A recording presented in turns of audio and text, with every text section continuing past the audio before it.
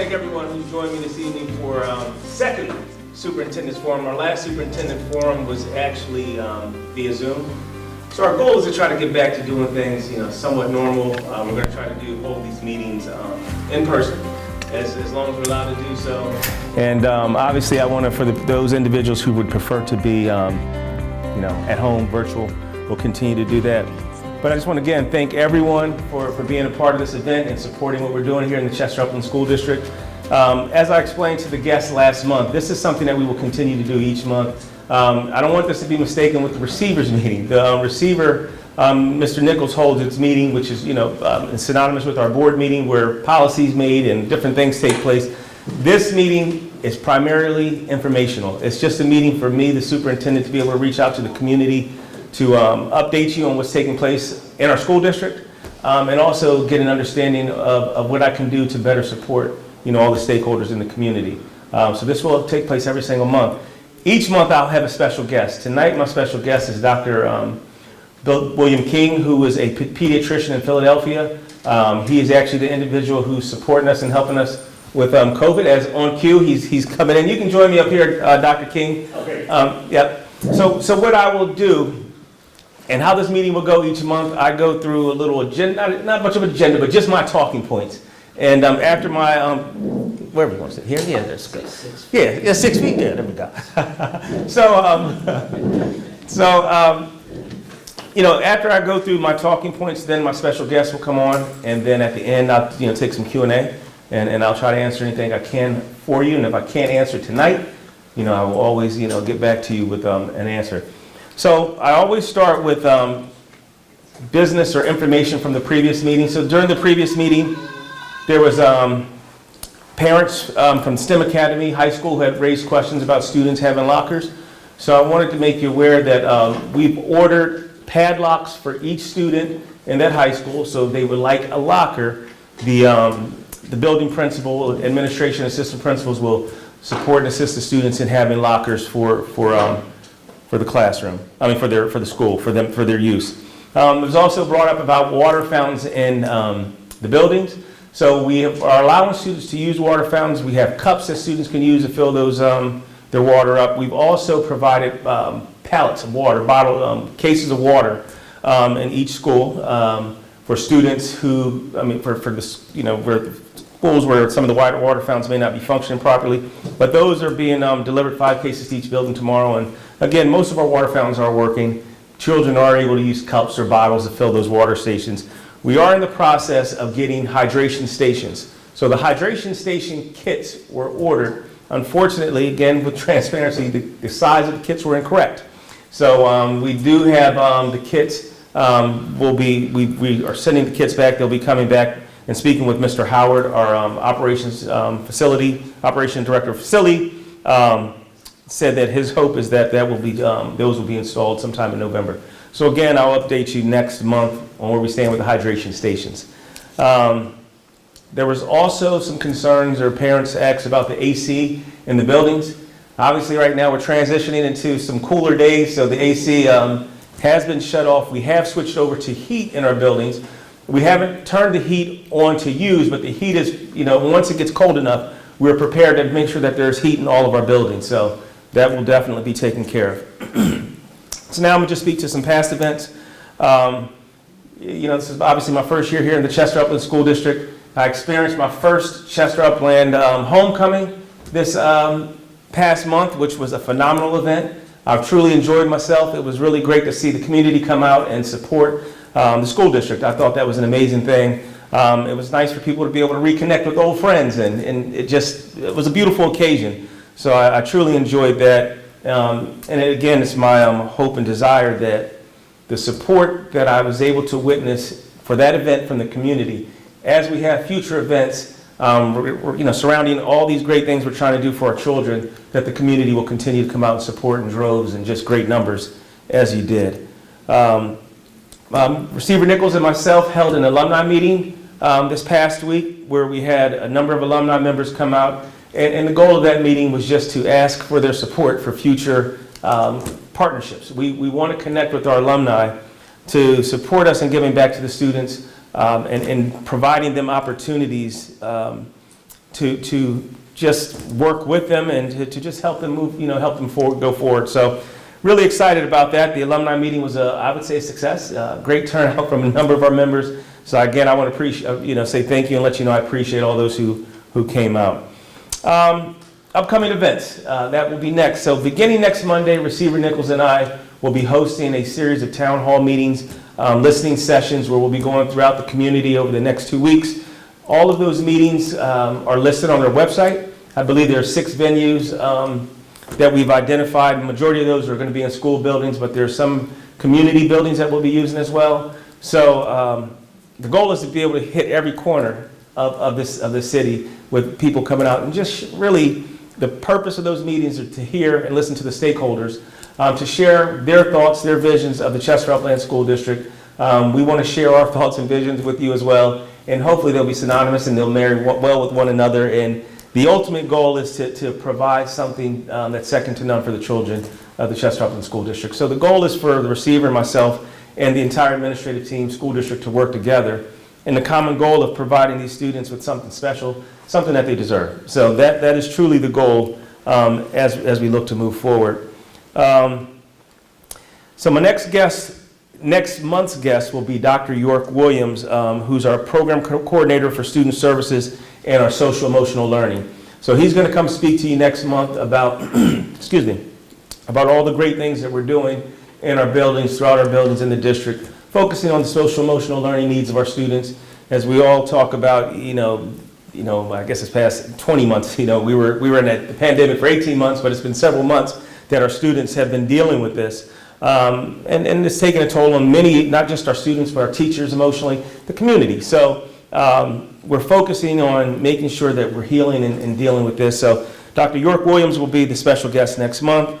I would love for everyone to come out to our family fall summit that's taking place on November the 13th at the STEM Academy, and that is from 9 o'clock to 3 o'clock p.m. It's going to feature a number of workshops for our youth, our teens, and adults. So please come out to be a part of the Fall Team Summit. It's going to be a great event. There will be breakfast and lunch served during this event. So, if you like to eat, come on out and enjoy some food, some good food, spend some time with us. And I want to thank Ms. Claudette Averett, who is really the brainchild behind that summit. She does this, from my understanding, year after year. And there's been a great deal of excitement built around this event. As I stated, it's coming up on Saturday, November 13th. So please bring your entire family out. It's going to be an amazing event.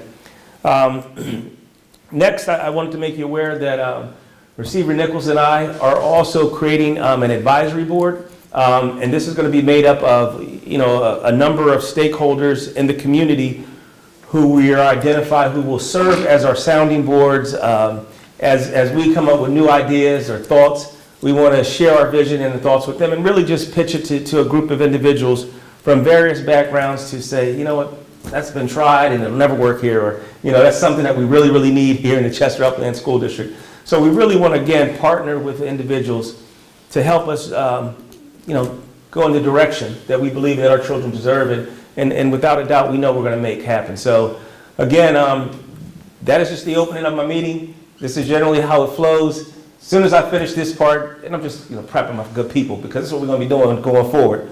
I just like to make my audience aware of how we do this. I'm going to now transition to our special guest, Dr. William King, who is a pediatrician.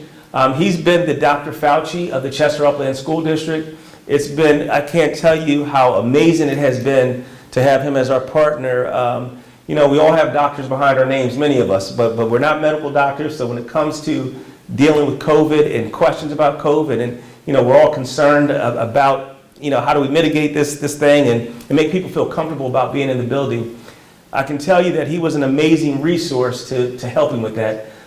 Because when questions were raised, it was, we were able to pick up the phone, or, we would get on a Zoom, or he would just come in and say, listen, this is the story. This is what happened. So without further ado, I want to turn this over to Dr. King, who will be our special guest tonight. And once he concludes his presentation, you can ask him questions and go from there. Yeah. All right. So I'm thrilled to be here. The superintendent, Parkinson, and I have been working with the staff that he's put together to to keep the kids in Chester back in school. So this was, the idea was back in school to stay, to be in-person learning. And as the year was coming up, the backstory is that, I've been a pediatrician here in Philadelphia, in West Philly. I started in South Philly, up under the right next to Sunoco plant. I was trained at Children's Hospital. I've been a practicing pediatrician for more than 25 years. I'll just show, I keep my mask on, but I'll show you, my beard is getting pretty gray. Even though I still look young, I'm not very young anymore. That comes from taking care of too many kids. And the thing that I have always been is I have always been a pediatrician for the Black community, the community of color in the greater Philadelphia area. So South Philly, I was at Temple for a few years. I didn't want to stay with them. I don't know if anybody remembers Temple Children's Hospital. That was a building right across from the School of Medicine, right next to the hospital. They said it was going to be a hospital for children, the third hospital. For 2 years, I was there 6 years. For 2 years, I was the only person of color in any supervisory capacity in that building. No supervisor of security, no charge nurse, no head nurse. So after that, I said, you know what, I can't do this. I'm highly educated. Stanford, Yale, worked right next to Tony Fauci down the hall at the National Institute of Health. So Temple was not going to use my training to the best of what I was trying to do. So I joined Pediatric Adolescent Medical Center, Medicine Centers. That practice. Dr. Huffman is the boss, and we've been in business for 30 years, and it's the oldest Black practice left for children left in Philadelphia. And it goes back not just to 30 years, but it goes back to Mercy, when Mercy was Misericordia, and when Mercy Misericordia was Philadelphia Hospital, with when Black doctors couldn't practice anywhere but at Philadelphia General. So that practice, this Black practice that I'm still part of, goes back 70 years. When Cecil B. Moore was marching around Girard College. So what I'm saying is we're committed to giving the best care to the communities of color that want it. And so I've been doing a lot with, I work with the National Medical Association, that's the association of, that's the Black doctors. So blackdoctorsphiladelphia.com. I have my little cards. Get on the website, you can look at the COVID information that we've been trying to use. But the NMA, the Black Doctors Philadelphia, we've been, since the pandemic started, we have been trying to mobilize to say, how can we protect these communities? How can we protect our communities? COVID is preying upon all of America, but in particular hits us the hardest. We have the least access to care. And as we, this is just some computer stuff. Yeah, I just didn't want to shut off from the audience. You have 15 Well, seconds. Once it shuts off, then I can really start talking. I don't have to worry about the recording. No, I gotta keep it. So, this pandemic, a year and a half, and going now 2 years, and it's gonna keep going. And so the issue was that now that we have vaccines, we have some tests, we're not in total just lockdown, send the kids home. That was terrible for children. Having kids have to be virtual learning all year. My son is a 16-year-old who goes to one of the Christian academies here in Delaware County. And he's a great student. He did terrible virtually. Just being online, pressing his little button. And then as a pediatrician, I watched babies last year where they thought their teacher was Dr. McStuffin. They had never seen their kindergarten teacher in person. They thought that they thought their kindergarten teacher was the same as like from the electric company or Elmo or Dr. McStuff. They had never seen the person in person. And that kind of separation of children from the wonderful teachers that teach them, separation of children from the security guards and the staff and the cafeteria ladies and the school nurses that show them love, it's not education. Now some people may say, I want to put my child in virtual learning. Well, that's different. I mean, if you want to, stay home and, be bored in the house, you can do that. But the community needs the chance to have kids be together to learn. I went to public school. I was a great student, but the thing is, school, it wasn't the education that I learned in school that made me a great doctor. It was just being around a bunch of kids. And I learned that kids are a lot of trouble, and you need to be careful, and adults are a lot of trouble, and you need to be careful. And you need to be nice, and you need to not make people angry, because people really can be trouble. So, it's important to learn that in school. So, I've been working with Philadelphia School District. I worked with the Catholic schools. I've worked with the charter schools. I worked with, through this summer, trying to do this back to school to stay. A million town halls, Zoom town halls, trying to teach schools and communities how to stay in school. You're gonna have to mask up all the time. You can't be all Trumpian or be all whatever your other political leaning are and say, I don't need these masks, I'm free. COVID didn't tell us, you may be free, but COVID don't care about freedom. COVID is a germ. It just infects whoever breathes it in. So if you don't cover it up and somebody next to you has it, you will have it. Simple as that. So we have to have the kids mask up. We have to have parents on board for that. We have to have social distance. We have to have good ventilation. We have to have the ability to have access to testing. We have to have the ability to work with parents and staff and say, hey, if you're sick, we got to check you. You got to go home. And we have to have enough of the ability to make a connection to families enough to say, you should get vaccinated. I was vaccinated. My dad was vaccinated. My wife is vaccinated. My kids are vaccinated. You should too. So you can't just tell people what to do. You have to have a relationship. And so the fact is, as I try to work with folks all around the districts in this greater Philadelphia area, you know who's trying to do something and actually do it all right by the book? Chester. Chester it is. Philadelphia School District is a hot mess because it's too big. There's too many schools. It's not that every principal doesn't care. They do. It's not that all those teachers don't care. They do. But you can't supervise 200 schools with 2,000 kids in each school and think you checked every kid. So when Superintendent Parkinson, we knew each other socially from 25, must have been 25 years ago. We met at who now the current president of Temple, Jason Wingard's house. Because Negroes do all know each other who have been educated because there's only like 14 of us. So if you do pursue your higher education, you will know everybody because there's only 12, right? You're only 2 degrees away from anything. But when superintendent, we bumped into each other because my wife works at Widener, so she's not just a professor, but she's the professor that knows Chester. All the other professors have to ask her, hey, what's Chester doing? Isn't the school in Chester? Why don't you all know? She knows.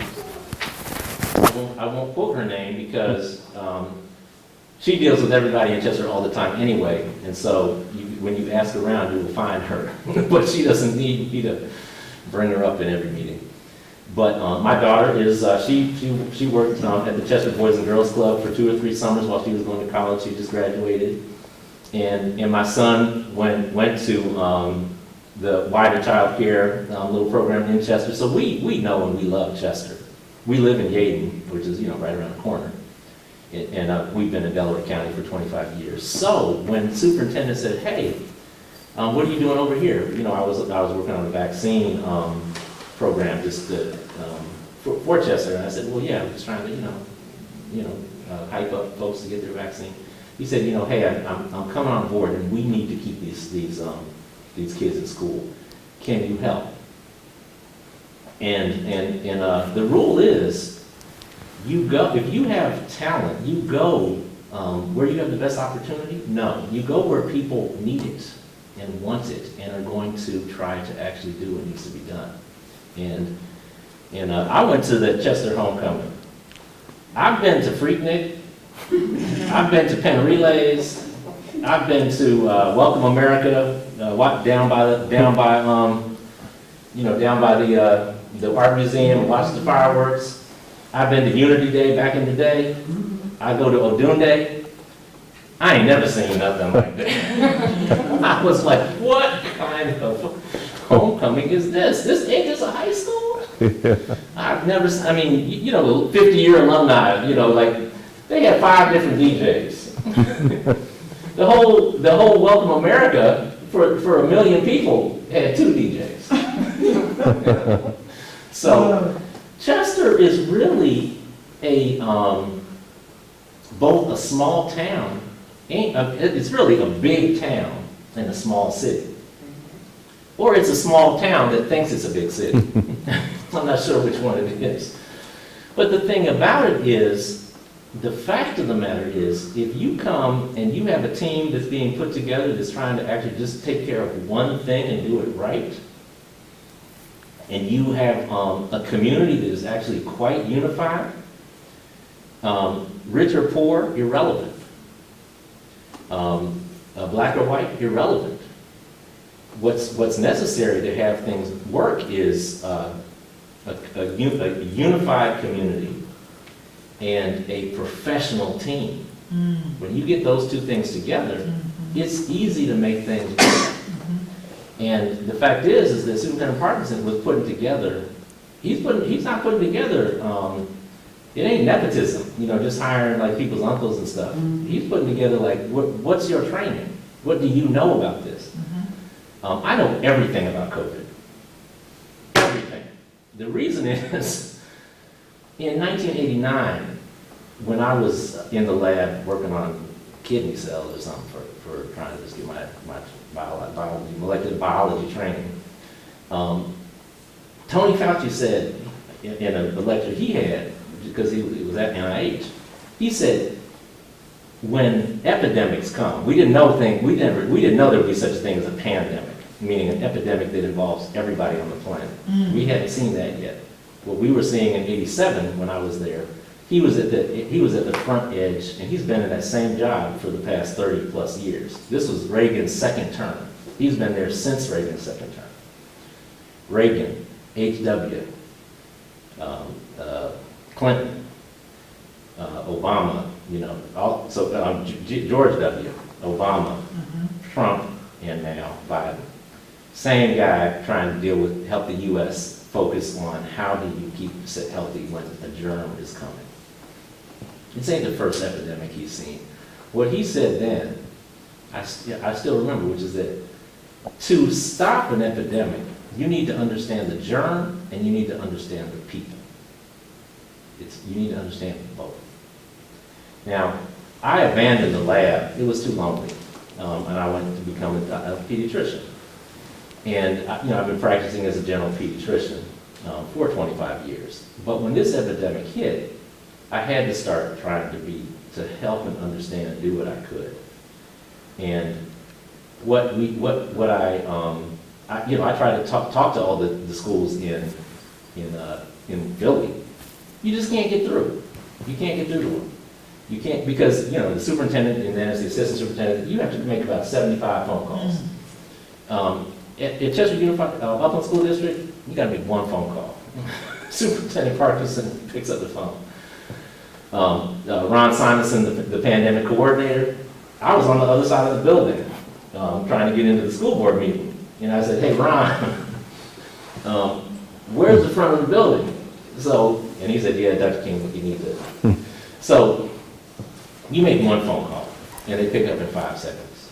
So that's what you need to make things work. You don't need all the money in the world. You need people who want to answer the phone.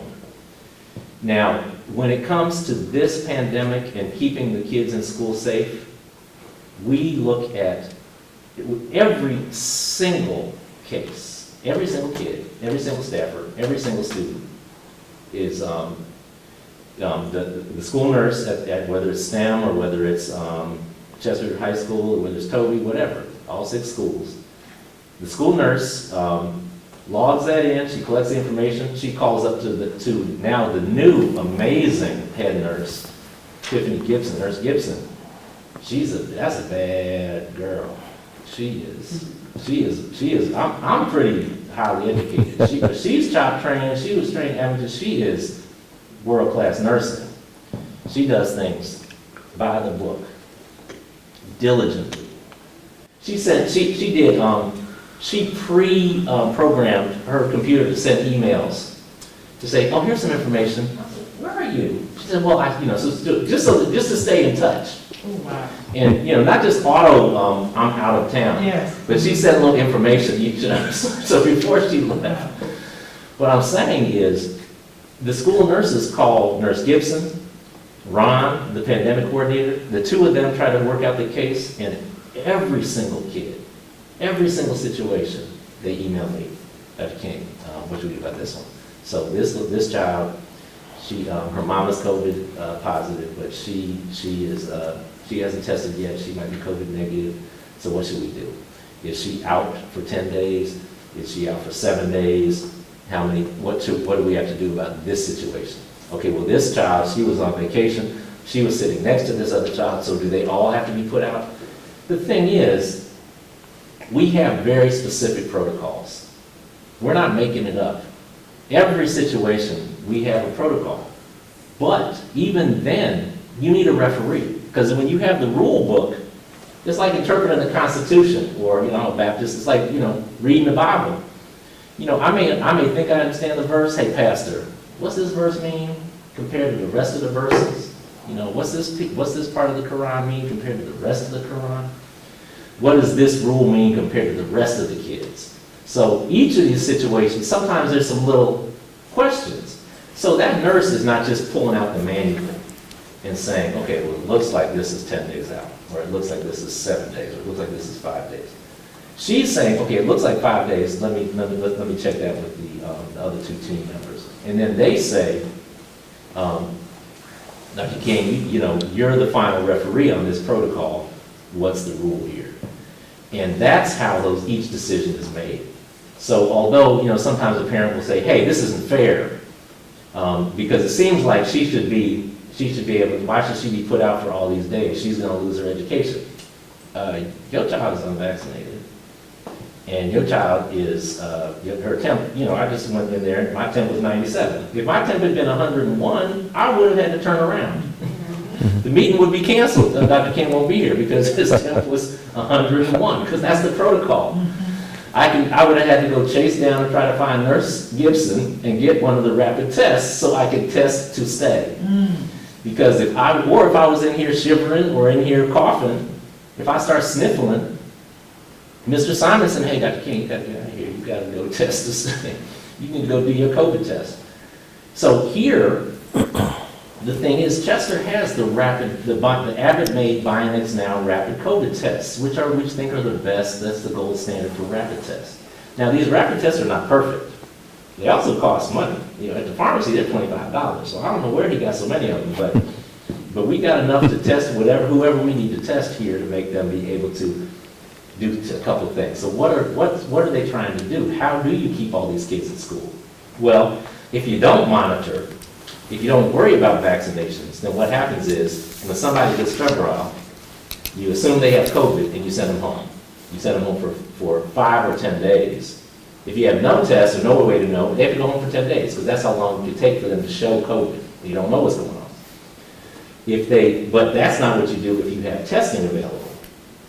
If you have testing available, that allows you to make different decisions, which means you can say, you have possible symptoms of COVID, meaning you might be a COVID case. Or you've been exposed because you were on the basketball team and this other player has COVID, we know. So then what about the rest of you? So for those situations, before we had testing, before we had things like vaccination, we would have to just say, well, all y'all players go home for 10 days. That you're going to miss this game and the next game. But when we have testing, we can say, no, wait a minute, the COVID positive person, you're quarantined for 10 days. These other players, we're going to test you right now. And if you're negative, you can stay. We will test you every 2 to 3 days for 7 days. As long as those tests remain negative, you can stay and play. You can stay in school. If your test becomes positive or you become symptomatic, now you have to go home.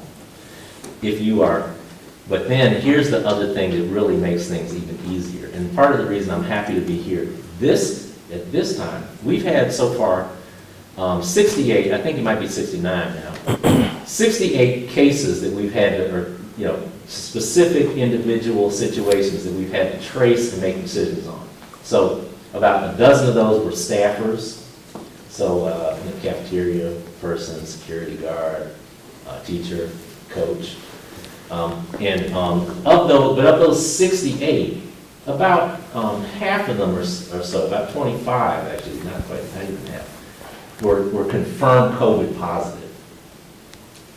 A lot of the rest of those 68, 25 were COVID positive. So that's about every other day, about one kid has COVID. But the goal of the district, the fact is that in the city of Chester, about 50 people a day, 50 people a week right now in the current surge come down with a positive for COVID in any given week right now. So it's about 50 a week. It's and that adds up each week by week by week. Some weeks it's 100. Some weeks it's 30. But now in Philly, you don't know what to do with that number because it's like, what part of Philly, northwest, east. But when you say 50 in Chester, that's specifically, there's 30,000 people. So that's like somebody's grandma, somebody's aunt, somebody's cousin, somebody's uncle. It's specific people. It's one town. So we do have a good sense of is this outbreak people who are catching COVID in Chester, in the community or at home and coming to school with it, or is the school a source of an outbreak? That's what the district is trying to always stay on top of. The district cannot control whether the city of Chester comes down with more COVID. At that homecoming, that was scary. That was scary to be out. Now when you had to get a mask and put on your mask to go into the homecoming and go watch the football team, watch the Clippers, right? But during at the tailgate and the parties. I had my mask up. Everybody else's nose was out, or they had a chin mask, right? So, nuh-uh. I said, oh Lord, this is an outbreak right here. It's going to be 50,000 people with COVID right after this. It wasn't. Now, I don't know what kind of social distancing. I don't know if it was because of the outdoors, or I don't know if it is that when people got closer together, they actually are pretty good about putting their mask up and being a little more careful. And also many people have already caught COVID once, so they're less prone. But also, those tailgates, the seniors in Chester have vaccinated as well as anybody. 70 or 80% vaccination rates among the seniors in Chester. Chester is not doing bad. Chester is doing great if you're old. If you're young adult, 10 or 20%. And for the kids 12 and up, it's about 20 to 20. It was about 16, 15%. Now it's about 20%. So only about 1 in 5 of the middle school and high school kids who could have got a COVID shot have. Now, I get it. It seems scary to get the vaccine. There's a lot of problems in terms of the way the vaccine, the government looked like they were incompetent, and it was just a hot mess. Colored folks, we don't like that. We don't like it when the government looks like a hot mess. We like it, even if the government is going to be unjust, we like them to be competent. It's like, if you're going to arrest me, bring another cop car. You're supposed to have 2 officers. Where's your camera? Turn it on. I want, even if it's an unjust arrest, I want it to be done correctly. Color folk we want things to be, if we can't be fair, at least be correct. So we don't like kind of just chaos. And it looked like the scientists and all the docs and the president and it looked like it was kind of like a hot mess of chaos. So nobody trusts a bunch of nerds who look like they're disorganized. So we were very hesitant and skeptical. If the political system looks like such a mess, how could you possibly have gotten this vaccine together this quickly? How could this possibly have worked?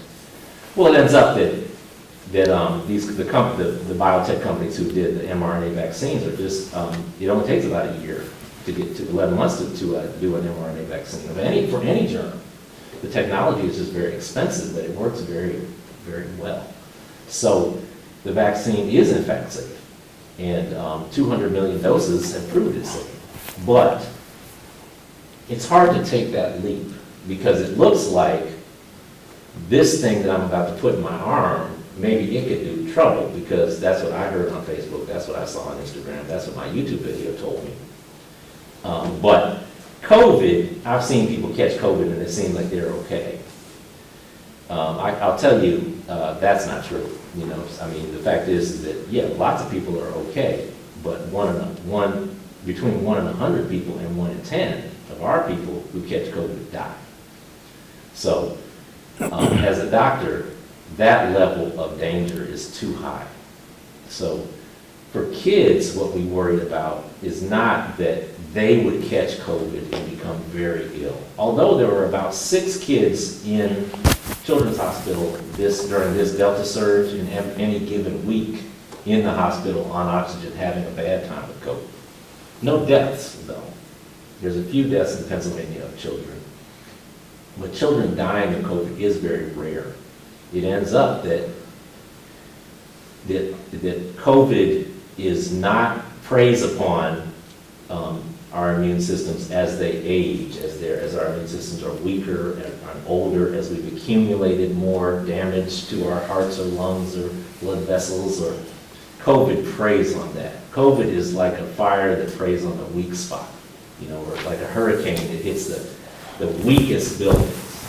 So the newest buildings the immune system of kids happens to be very vigorous and active and ready to, that's why they're so snotty and germy and febrile. Their immune system is doing that stuff. The immune system of kids goes after these germs. So they do seem to have they recover from COVID, and they're also young and strong and healthy.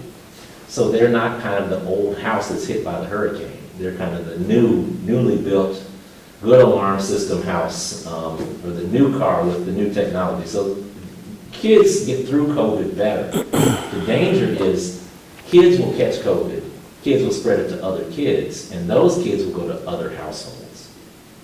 And that can expose other seniors and adults, elderly, who have not been vaccinated. Because there's almost half of adults in Chester have not taken their vaccination.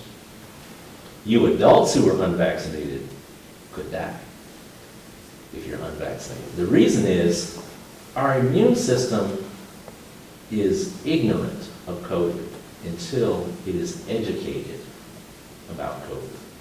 It can be educated about, this is an education building, our immune system can be educated about COVID 2 ways.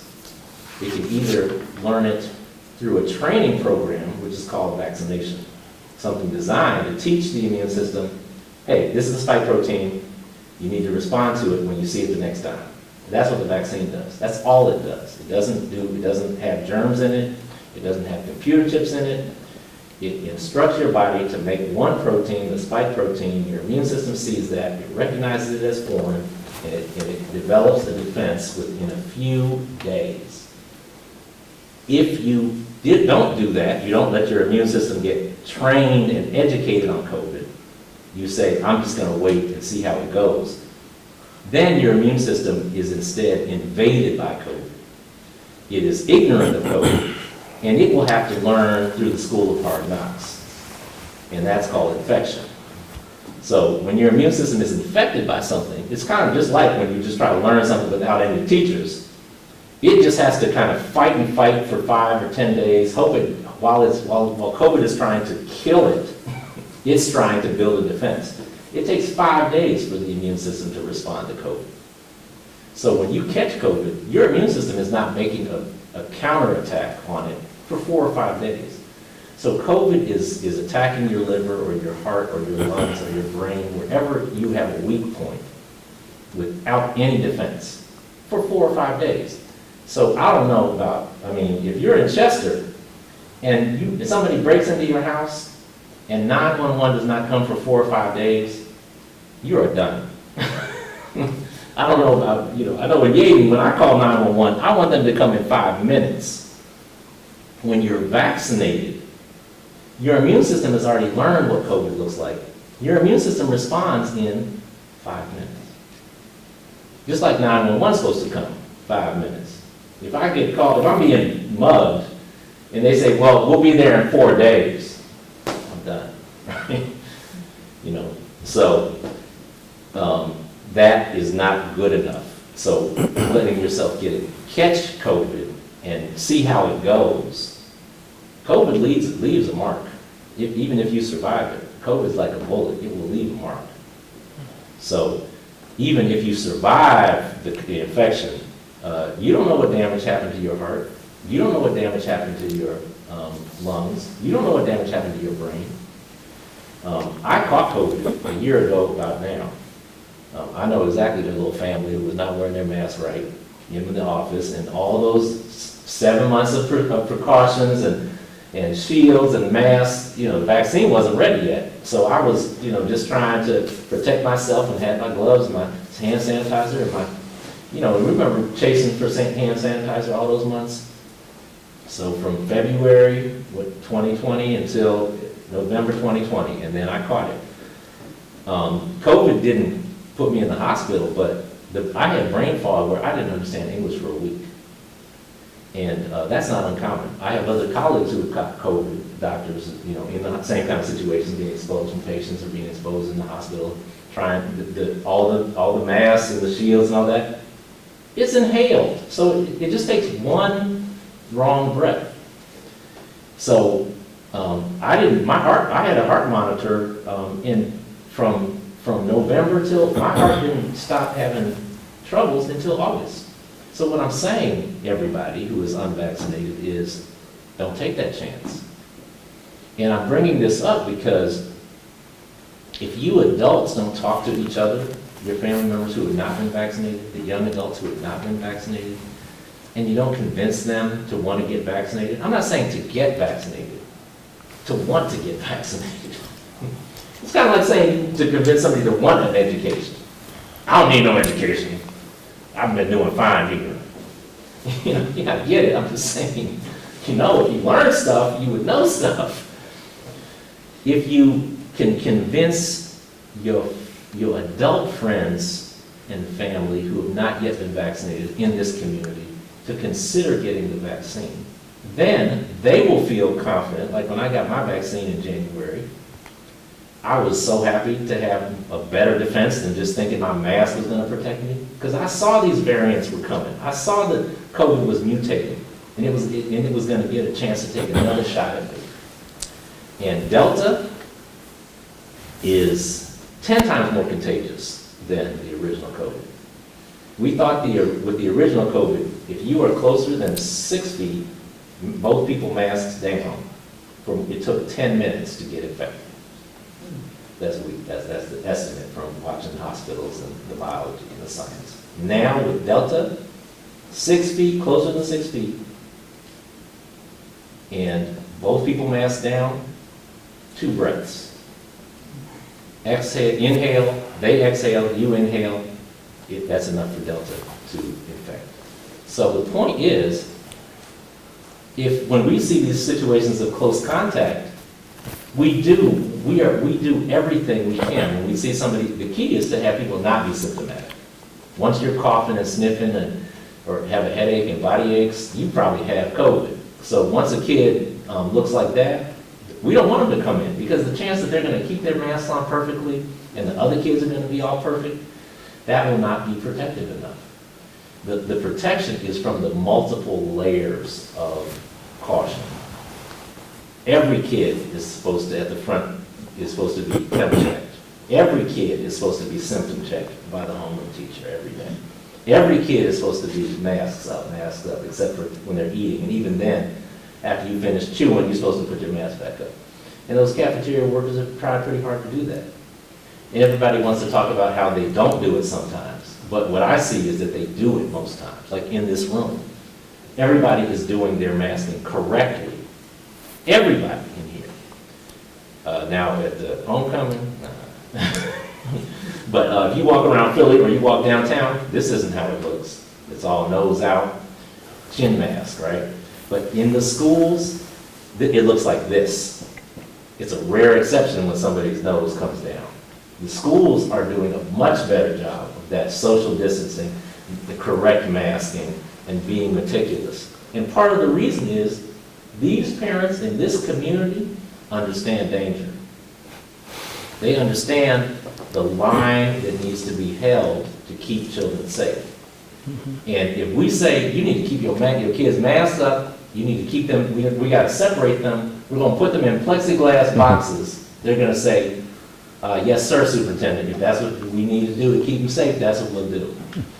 People do not argue that much about this stuff. People want to figure out what should we do. And the thing that we're trying to do is, we're trying to follow these rules with diligence. Every time, every case. Nurse Simpson calls me about every single one.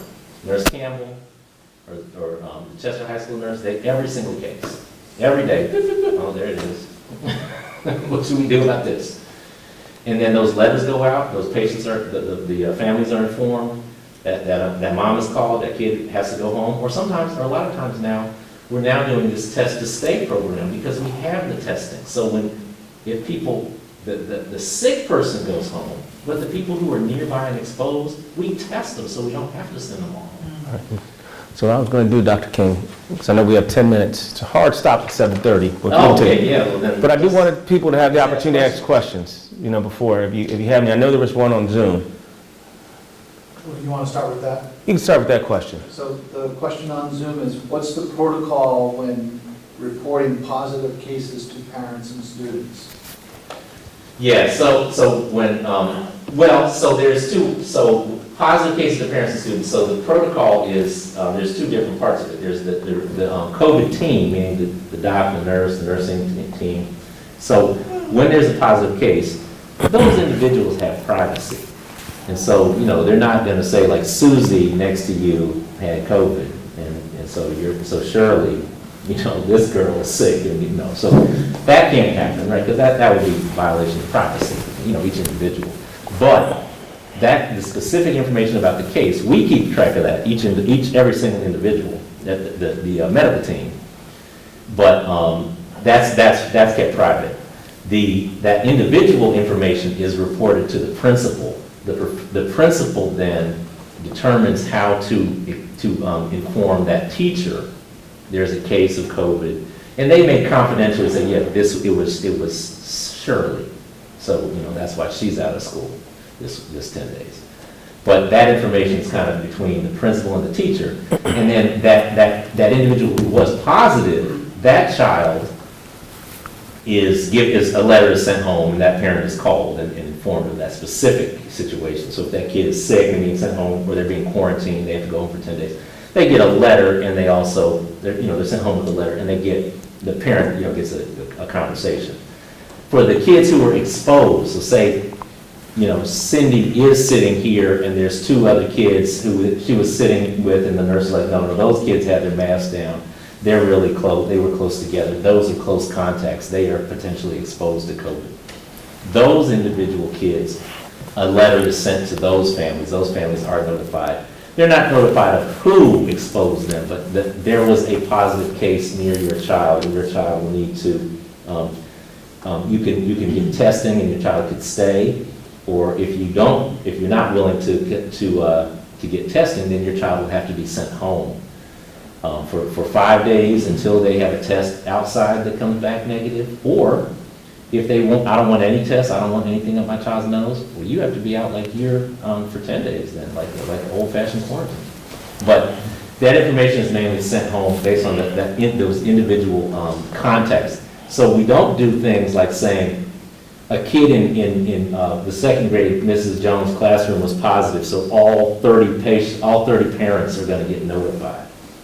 Now, there is on the Chester Upland School District, on their website, Ron Simonson, the pandemic coordinator, he puts up the numbers of cases in the individual schools every week. So there's always a weekly number dashboard that you can look at on the website. So you can always see, okay, there were 4, now there were 6. But the good thing is we have not had outbreaks in the schools. So the definition of an outbreak, 3 different locations where one kid to another or one person to another in the school we believe transmitted. So we haven't had any outbreak in any of the schools, meaning where we believe that the spread was from a kid to kids. We've had a few of those individual situations, but we've mainly been dealing with individual kids catching COVID in their homes, bringing it to school, being sent home, and not having a case where it's spread around the classroom. And that's because of those layers. Yep, what else? First of all, thank you so much for coming. I've seen you when Dr. Barnett at Widener Uh-oh, you said her name, now she's gonna be mad at me. posted, and you always do such an excellent job in explaining, so thank you so much for your skill set and your willingness to come here in Chester. Now, because of what you had talked about, can you say a little bit about antibodies and proteins? Because it seems that we used to hear about vaccinations giving you a little bit or a weaker form of the disease, and then you would create antibodies, and now we're hearing that there are proteins from this new vaccination, which I guess is not the same thing. Can you talk a little bit about the difference here? Yeah, so that's a good example. So part of it, just that vaccine technology has improved, so you don't need, so old vaccines, like old smallpox, they used to just, that's not a great example, but old tetanus or old whooping cough, they would just basically grow a bunch of whooping cough in a big batch, like they're brewing beer, and then they would just basically, the equivalent of pickle it. So they would just kill it with formaldehyde or vinegar, something similar to vinegar, or alcohol. But anyway, just the idea is you like kill all the germs, and then they would just chemically grind them up. And basically, it was just the whole dead germ ground up.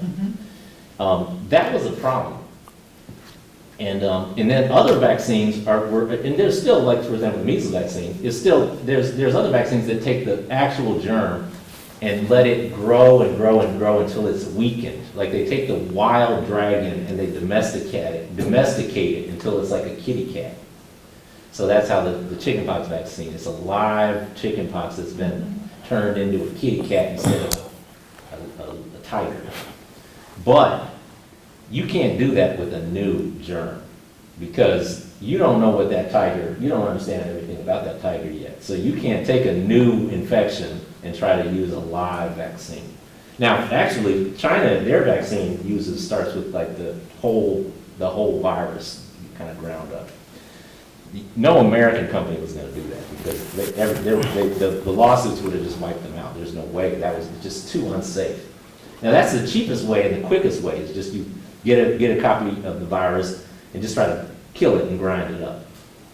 But viruses, they can come back. They can reassemble. So you don't know yet, is it really dead? It's like a Terminator movie. When you smash up the Terminator and then he comes back together. So you can't do that with viruses. Until you really understand them. It takes many, many years. But that's so you don't want to make a vaccine that way. You want to use different technology, and that's what they're doing. So instead of that, they're using mRNA. So mRNA is not instructing to make the whole virus, all 29 proteins. It's only making our bodies make the spike protein. That's that little one on the surface of the how the germ, COVID is that, and then it has the little spikes, right? Yeah, so it's just that protein. It's not all the 29 different things. So COVID is like a bomb, right? And the spike protein is like the key, the trigger for the bomb. It's what attaches to our cells, lets COVID enter, and then that COVID germ blows up and takes over the cell and makes it make a million more bombs. So we don't want to take the whole COVID bomb and grow that up to try to make a vaccine. You don't know how to disarm it yet. So we just take the trigger, the spike protein. mRNA it does nothing else but tell your body, make this protein. It makes that protein, only the spike protein, and it makes it for 3 days. Our immune system notices it in our body for 3 days, and it makes antibodies against it. Not because nothing special about COVID protein, nothing special about the spike protein. Our body makes an antibody against any foreign protein, any new protein. So if you right now, if I just put my finger on the floor and lick my finger, there'd be a bunch of new fungus and a bunch of new doo-doo germs or something on the floor. And when I put them in my mouth, my immune system would begin to try to make some antibodies against those. We've never seen these viruses and germs from the floor. So our immune system is always trying to make a new defense against any foreign germ. All that the vaccine is doing is giving that one instruction to say, this one specifically, I want you to recognize this. So the mRNA vaccines are very simple. They just have that one instruction for one protein instead of a whole live germ. The Johnson & Johnson vaccine is not quite as simple. It uses a different virus to give the instruction as a DNA message. That's not quite as elegant, and it's not quite as perfectly safe. It is safe, but not as, so the mRNA, if you make a mistake, you only have that one protein.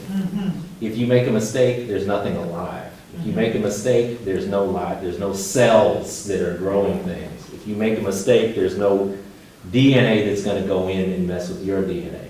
So it's like it's a mistake on a Snapchat message that goes away in 3 days. So there's a lot of kind of safety from the mRNA vaccines, the Moderna and Pfizer vaccines, that lets them, the reason they were never used before is they're so expensive to make mRNA. It takes $1 billion to build an mRNA factory. All right. There's now another one. We hear about the boosters. Yeah. And it seems like the metrics say that when you take a vaccination or what have you, you get a certain percentage of effectiveness and then it wanes, which would require you to get a booster. Could you talk a little bit about why that happens so fast, or is that? Well, no, each germ, our immune system has a, so some vaccines give you almost lifelong immunity. So the measles vaccine, the cells and the antibodies that are made are very durable, and the main reason is because the measles has not changed in millions of years, so it doesn't change itself. It's very stable.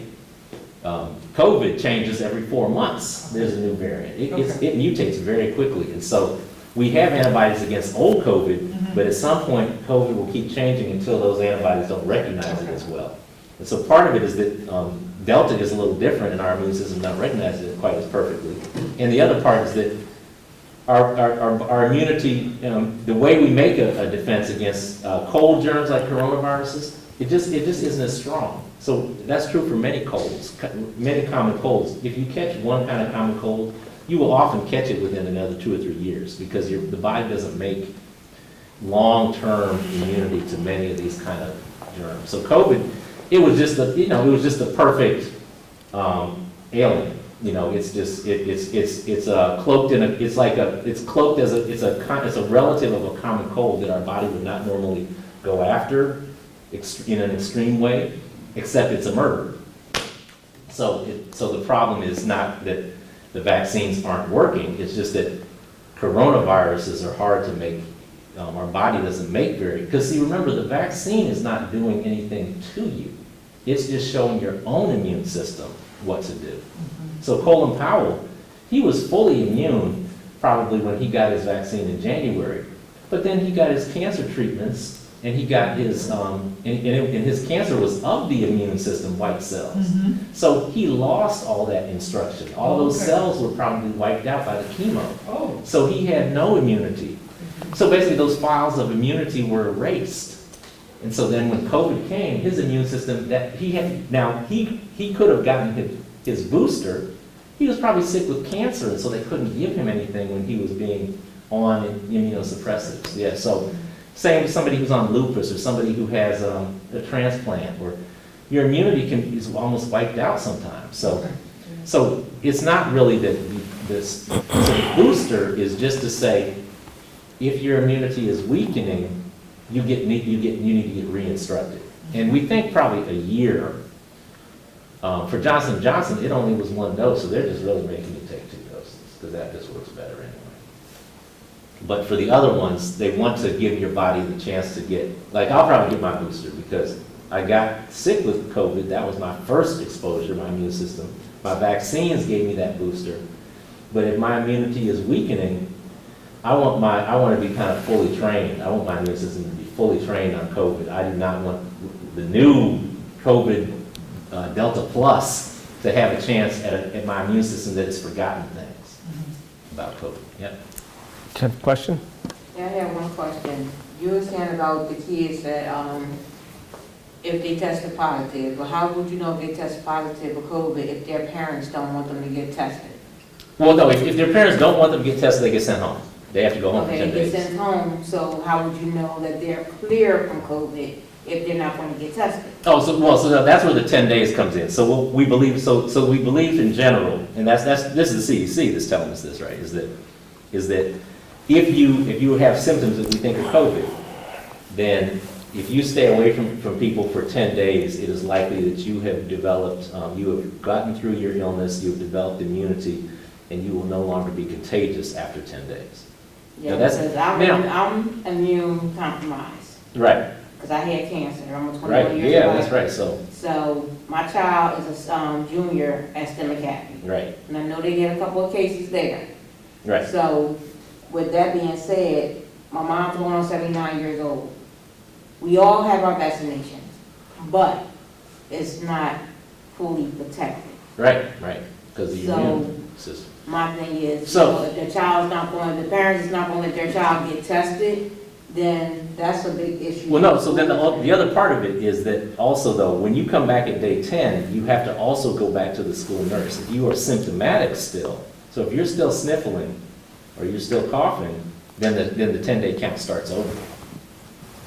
So you could be, so that's another reason that we want kids to get vaccinated, because if you have allergies, and you start, you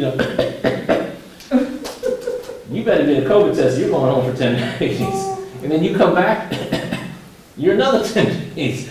You'll never get out of that loop. If you're vaccinated, we can do this test and stay. Or we can have you stay out just 5 days. But usually, the only way you get to come back, you have to be asymptomatic, no fever, no symptoms, and have already been out 10 days, and with full no symptoms in order to return. So yeah, there's a little bit of sneaking if somebody was super asymptomatic. But the CDC and everything, we believe that 10-day out is what gives the protection. Right. Thank you, Dr. King. So that concludes our presentation from our special guest this evening, Dr. King. I do want to thank you for all the support you've given to the Chester Upland School District. And please, like I said, talk to your family and friends to get the adults vaccinated so that they will feel comfortable letting their kids get vaccinated. Because nobody wants to vaccinate their kids if they haven't got their shot. Moms want to say, no, I got mine, I feel okay, so maybe my kid could. So. Well, you've been a tremendous help for us. Can I answer any questions for us? I know we've kind of run over our time, but I did want to give you all the opportunity if you wanted to ask any questions about the Chester Upland School District, anything that's going on, any of the upcoming events I shared. One thing I can say, you said about the cups for Yes, the water ma'am. fountain. They give them those little teeny cups, like you put pills in, for them to get for them to get their water. So just a little I know cup. that for a fact, because my son told me. Okay. So So let me see if I can get some larger get cups. water. Let me see if I can get us some larger cups. Okay, I will. Thank you for making me aware of that. So, no problem. larger cups will be requested. Before you came, Dr. Parkinson, some of us were asking for an explanation about the budget that we have for COVID. and we had learned different places that we had maybe about 3 different sources where we have been provided funds to work towards or against COVID. And you know that that budget is separate from our general funds or what have you. That's correct. So what I'm asking is if you could think about a time where you could present the COVID budget that we have and how much we have maybe used and what have you, and what different parts of it are designated for different uses. Because we have the community has no idea about how much money we have available and how some of that spending might be restricted. So. Okay, now I can do that. I mean, we're all aware that it started with the CARES Act, where we got a nice chunk of money when the pandemic first hit. Dr. King was speaking to the Buy Next Now kits that we received, Chester Upland School District receives. We've received many of those kits from the Delaware County Intermediate Unit, who supplies us a number of boxes. And to Dr. King's point, we have enough kits that's been provided to the district to test pretty much every student in the district when needed, which is it's a great partnership. But to that point, I can definitely provide you the additional funding that we're getting federally. And yes, and we would, because we don't know anything about it, we probably would ask or need a special time for you to just treat just that subject. Okay. To answer all of our questions possibly. Okay. And I'll work with Receiver Nichols and our school board to have a conversation about these things. Any other questions from the good people? All right, well, listen, I want to say thank you so much. Again, next month, it's the 3rd Thursday of each month. I'll have special guest will be Dr. York Williams, and we'll learn some more about our social emotional learning during that time. Have a great evening. Thank you.